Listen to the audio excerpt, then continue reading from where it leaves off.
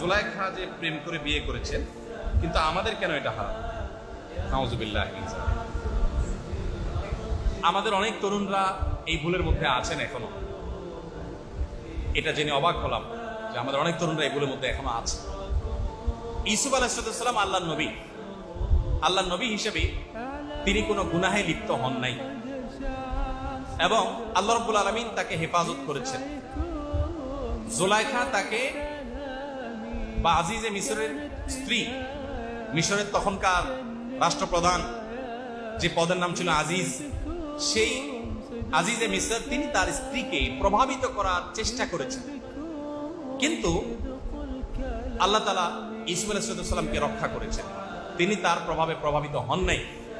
আমাদের দেশে এই যে আপনার কোন একটা টেলিভিশন চ্যানেলে জানি এরকম একটা সিরিজ বোধহয় দেখানো হয়েছে না, ইউসুফ জুলাইখা নামে। এটা যখন শুরু হয় তখন আমরা প্রতিবাদ করেছি।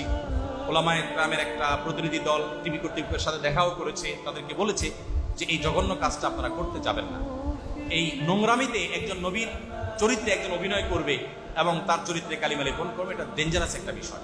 আমাদের যুবকরা যারা এখনো মনে করেন যে ইউসুফ জুলাইখার মধ্যে প্রেম হয়েছে, তারা জঘন্য ভুলের মধ্যে আছে। এরকম কোনো ঘটনা আসলে ঘটে নাই। জুলাইখা অন্যায়ের প্রতি আহ্বান করেছেন ইউসুফ আলাইহিস সালাম সেটাকে ডিনাই করেছেন, আর এই জন্য তো তাকে জেলে যেতে হয়েছে। আপনি সূরা ইউসুফ খুলেন, আজকাল তরুণদের সূরা ইউসুফ খুব বেশি পড়া দরকার, কিভাবে নিজেকে নিয়ন্ত্রণ করতে হয় এটা শিখতে পাবেন সূরা ইউসুফ পড়লে। ইউসুফ আলাইহিস সালাম কিন্তু সেখান থেকে বাঁচার জন্য সংগ্রাম করেছেন, যার কারণে তাকে জেলে যেতে হয়েছে। তিনি যদি তার কথা শুনতেন তাহলে তো জেলে যেতে হতো। অতএব এটা ডাহা মিথ্যা কথা তার চরিত্রের ব্যাপারে। অনেকে বলে যে প্রেম পবিত্র জিনিস, স্বর্গ হতে এসেছে, এগুলো শয়তানে করবার জন্য বিভিন্ন মন্ত্র শিখাই দেয় আপনাদের। আরে ভাই, প্রেম তো পবিত্র জিনিস, স্বামী স্ত্রীর মধ্যকার প্রেম। আর বিবাহ বহির্ভূত যে তথাকথিত প্রেম, এটা পুরাই ভাওতাবাজি।